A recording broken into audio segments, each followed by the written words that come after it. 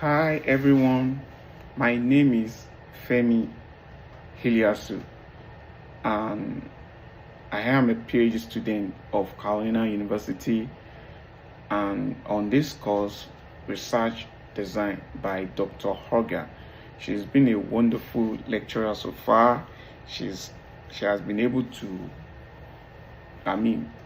teach us, she taught us about what methodology, and she's teaching us what methodology is all about, and we be able to basically focus on qualitative and quantitative, and so far so good.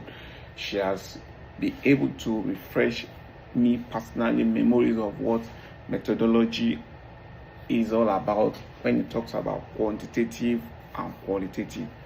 And this presentation is all about key points from each of the article discussed in the PowerPoint we submitted. These three articles were brought out from our literature matrix that is going to be useful and helpful for our dissertation process. The first article talks about Head Start Educators' Conception of Early Childhood Mathematics Teaching and Learning. This was published on the Journal of Early Childhood Teacher Education. This particular study investigated the roles of Head Start educators in early childhood mathematics education, highlighting professional development programs and guided play as effective strategies for this course. The data was gathered through semi-structured interview, classroom observation of these children, these kids, and video recording. And this was all analyzed thematically to review the key themes like engaging and nurturing. These are the major findings from the study. Professional development shifts educators' perception strategies for teaching early maths. You see that? Then play-based pedagogy is essential for mathematics learning. And this is one of the strengths that I see from this study. It offers a thorough qualitative analysis and integrate a existing research. It makes use of the secondary data, the research of past researchers, to bring some facts and some reality about this. Then one major weakness I saw in this study was that it lacks quantitative measure to assess measurable changes. And this is my suggestion. I recommend that examples of the impact of professional development on teaching practice must be met. That's my recommendation. That's my suggestion on that. Then on Article 2, which the topic is learning management techniques for early childhood education students. And this was published in Turkish online journal of qualitative inquiry. The study focused on contemplative education and coaching system to enhance competency in early childhood education students.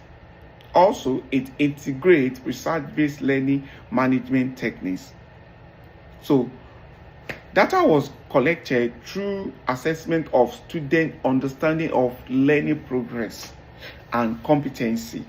Data was also analyzed by involving instructor and teachers as assessor. Therefore, the findings were: number one, learning management techniques positively impacted student competency. That is absolutely right. And the strength of this topic, of this research study was comprehensive framework integrating multiple education approach. The use of experienced instructor and coaches in assessment was also relevant to this topic. However, the weakness is, one major weakness I see is that limited generalization was due to small sample size and lack of peer review confirmation. The study, I was unable to see whether the topic has been reviewed or not. That is on.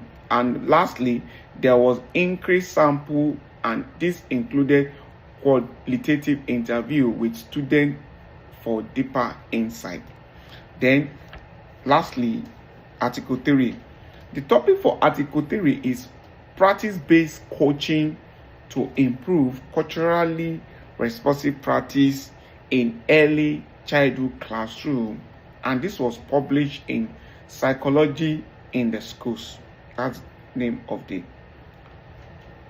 Before I go forward, let me talk about what coaching is all about. Coaching is all about you as a teacher, as an educator, you personalize your teaching method to know the deficiency of every child. It's different from a teacher going to the classroom and teaching. This is a topic for today. We want to think about economics, and you pick a particular teaching method, probably like a playway method or victory method, or you make it a teacher-centered or child-centered method. No. Coaching is about you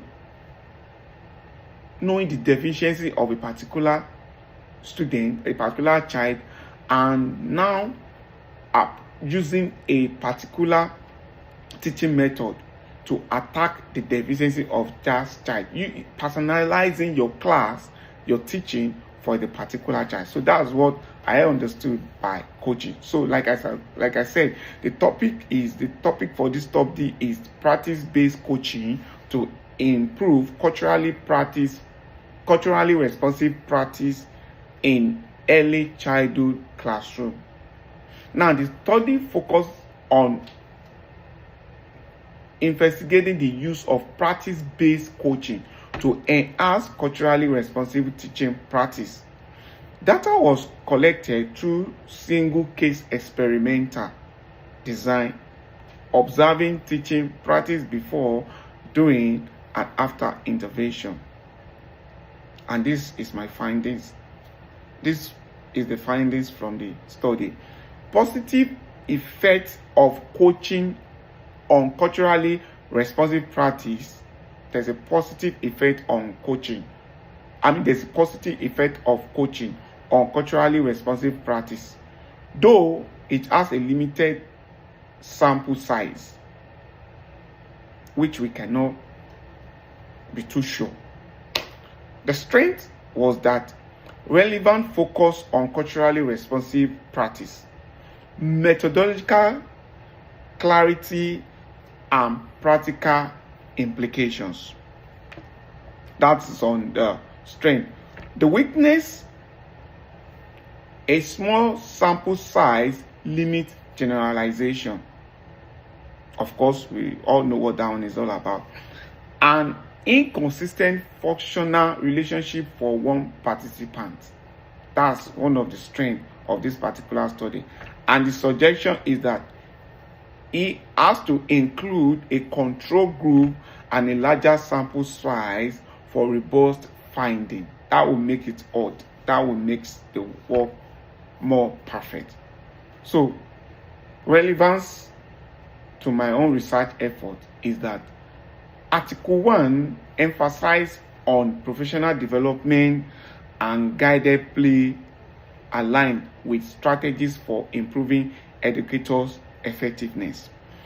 Article 3's use of coaching practice coaching provide insight into tailored intervention. Like I said, when you make use of coaching pedagogy, it helps you to understand the child deficiency and know the best teaching method to use. And lastly, Article 2's generalizability is limited due to its small sample size and lack of peer review confirmation. That is that on me. Thank you for listening to me. Once again, my name is Femi Iliasu, and this is Research Divine video presentation. Thank you. I see you next time.